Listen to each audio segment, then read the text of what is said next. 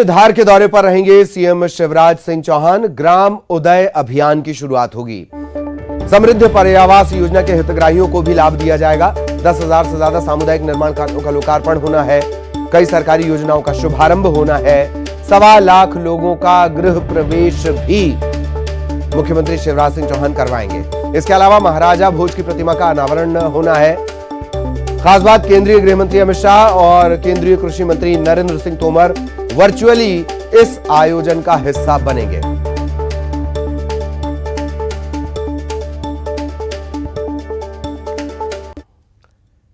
एक और breaking news, अनाज खरीदी में अब फर्जीवाड़ा रोकने की तैयारी की जा रही है। दावा यह किया जा रहा है कि बायोमेट्रिक सिस्टम से यह फर्जीवाड़ा रुकेगा। बायोमेट्रिक सिस्टम से किसानों की पहचान होगी। आधार नंबर से किसानों का सत्यापन होगा। एमएसपी पर उपज बेचने का फायदा सीधा किसानों को मिलेगा। सरकार बायोमेट्रिक सिस्टम लागू करने की तैयारी कर रही है। खरीद केंद्र पर किसान की पहचान पुख्ता होने के बाद उपज खरीदी जाएगी। ई उपार्जन पोर्टल में दर्ज किसानों का मिलान किया जा रहा है। प्रधानमंत्री किसान सम्मान निधि योजना से मिलान किया जा रहा है। इसकी एक बड़ी वजह यह भी है, एक बड़ा घोटाला उजागर हुआ। किसान सम्मान निधि में अपात्र लोगों को पैसे बांट दिए गए। 10,000 की संख्या में ये अपात्र हैं। फिर इनसे कहा गया कि जो पैसे दे दिए वो वापस दे दो। इनमें सिर्फ 9,000, तकरीबन 9,000 किसानों ने पैसे वापस किए। आपको पता है, किसी के खाते में पैसे जाने के बाद वापस लेना अपने आप में एक टेढ़ी खीर है। और यही वजह है कि अनाज खरीदी में फर्जीवाड़ा रोकने के लिए अब बायोमेट्रिक पैटर्न का इस्तेमाल किया जाएगा। अब जब बायोमेट्रिक पैटर्न का इस्तेमाल किया जाएगा तो उसमें सबसे बड़ी दिक्कत क्या आएगी? मेहनतकश और मजदूर इसके हाथों की उंगलियां या हाथों के निशान या उंगलियों के जो निशान होते हैं साफ नहीं हो पाते हैं। मेहनत करता है ना, साफ नहीं हो पाते हैं। इसी वजह से पीडीएस में जब बायोमेट्रिक लागू की गई तो पीडीएस व्यवस्था में भी दिक्कत हुई। अब सरकार कह रही है कि हम बायोमेट्रिक तरीके से आइडेंटिफाई करेंगे, पहचान करेंगे, पुख्ता करेंगे कि जिस किसान को पैसे दिए जा रहे हैं वो किसान है भी या नहीं है, कोई फर्जी किसान तो नहीं है या कोई गलत किसान तो नहीं है जिसे लाभ नहीं मिलना है। सहयोगी रंजना इस वक्त हमारे साथ जुड़ी हुई है। रंजना, बायोमेट्रिक तरीके से रुकेगा फर्जीवाड़ा, यह दावा है। रंजना। जी ललित, बिल्कुल। मध्य प्रदेश में अब न्यूनतम समर्थन मूल्य पर किसान जो भी अपनी फसल बेचने जाते हैं उनका फायदा बिल्कुल जो ओरिजिनल किसान है उनको मिले। इसको लेकर अब सरकार बायोमेट्रिक जो सिस्टम है वो लागू करने जा रही है। यानी जब भी किसान वहां पर पहुंचेंगे कृषि उपज मंडियों में तो वहां पर बायोमेट्रिक मशीन से उनकी पहचान पुख्ता की जाएगी। उनका जो आधार नंबर है उससे भी उनका सत्यापन किया जाएगा कि बाकी वही किसान हैं जिनका प्रधानमंत्री किसान सम्मान निधि योजना में पंजीयन है। उनका मिलान किया जाएगा ई उपार्जन पोर्टल से, और जब वो मिलान एकदम से मैच हो जाएगा उसी के बाद ही इनको वहां पर जो फायदा है वो दिलाया जाएगा। एक तरह से अगर उनको लग रहा है कि ये किसान सही नहीं है तो इस तरह की बातों को या फर्जीवाड़े को रोकने की कवायद बायोमेट्रिक सिस्टम से करने की अब शुरुआत करने की तैयारी है। ललित, चलिए, बहुत बहुत शुक्रिया रंजना इस तमाम जानकारी के लिए।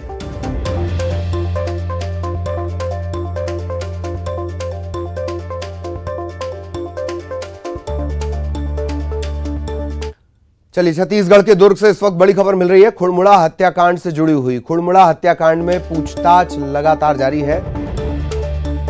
पुलिस लगातार पूछताछ कर रही है। मुखबिर भी आम आरोपियों में शामिल है।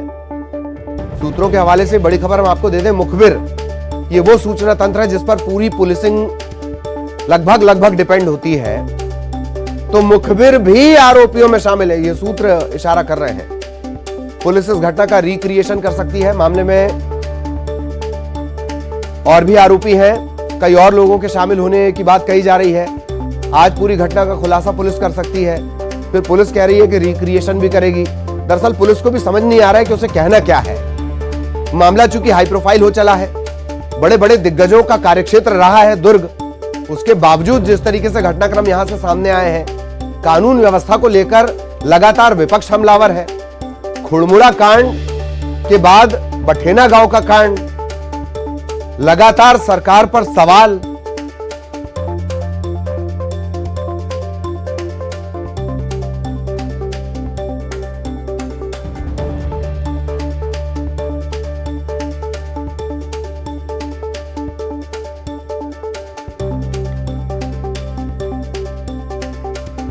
सहयोगी मिथिलेश इस वक्त हमारे साथ जुड़े हुए हैं। मिथिलेश, पूरी जानकारी विस्तार से।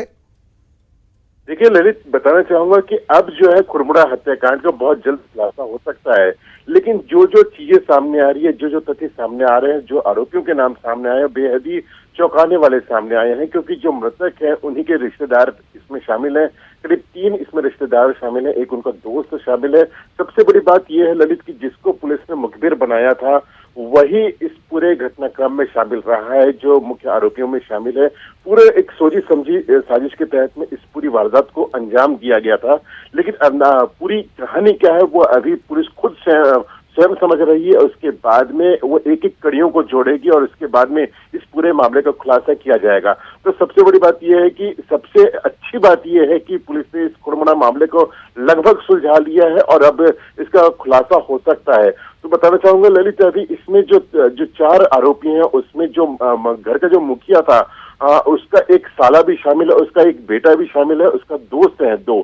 तो इस तरह से कुल अभी तक जो है वो 4 आरोपी इसमें नजर आ रहे हैं। लेकिन पुलिस को संदेह है कि इस पूरे हत्याकांड में और भी लोग शामिल हो सकते हैं, लिहाजा पुलिस उन्हीं से पूछताछ कर रही है और इस मामले में को पूरी तरह से कोई लापरवाही ना हो और एक पूरे हत्याकांड का सही तरीके से खुलासा हो सके, इसके लिए पूरा प्रयास किया जा रहा है। और पुलिस जो है रिक्रिएशन भी करने की कोशिश कर रही है ताकि मिथिलेश, यही दरअसल इस तरह से ये वारदात हुई थी।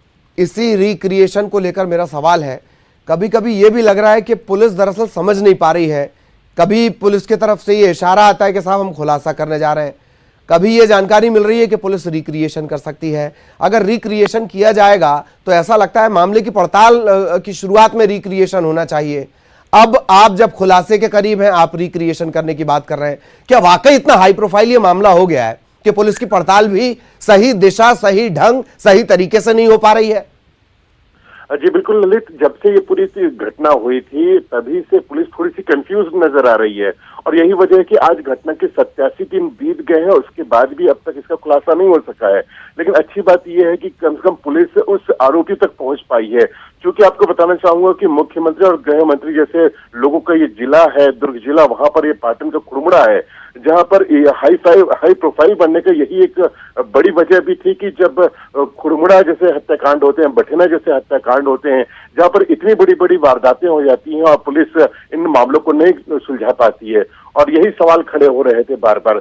तो यही वजह है कि अब पुलिस जो है वो इस मामले में कोई भी लापरवाही नहीं बरतना चाह रही है, क्योंकि इसके पूरे जिस तरह से हुई है बेहद मिसगाइड पुलिस को माना जाएगा कि वो पुलिस मिसगाइड हुई थी। पूरे देश में अलग अलग लोगों से बातचीत की गई, पूछताछ करीब 500 लोगों से पूछताछ की गई थी, लेकिन पुलिस तक नहीं पहुंच पा रही थी, जबकि घर के अंदर ही एक तरह से आरोपी छुपा हुआ था। तो कहीं ना कहीं पुलिस की कहीं ना कहीं लापरवाही है। लेकिन अच्छी बात यह है ललित की फिलहाल पुलिस पहुंच चुकी है। रिक्रिएशन की बात है तो ये बात बिल्कुल सही है कि जब आरोपियों को पहले पकड़ा गया तो पहले रिक्रिएशन करके देखना चाहिए। लेकिन अब क्यों कंफ्यूजन है, ये एक बड़ा सवाल है ललित अभी भी, और यही वजह हो रही है कि इस पूरे मामले को सुलझाने में, इस पूरे मामले को खुलासा करने के लिए पुलिस की अभी भी देरी जारी है। यह भी हो सकता है कि कंफ्यूज पुलिसिंग में पोस्ट रिक्रिएशन जैसा कुछ होता होगा। ये तो पड़ताल है, पड़ताल अपने तरीके से ही करेगी पुलिस। बहुत बहुत शुक्रिया मिथिलेश आपका इस तमाम जानकारी के लिए। और यहां रुकेंगे एक ब्रेक के लिए।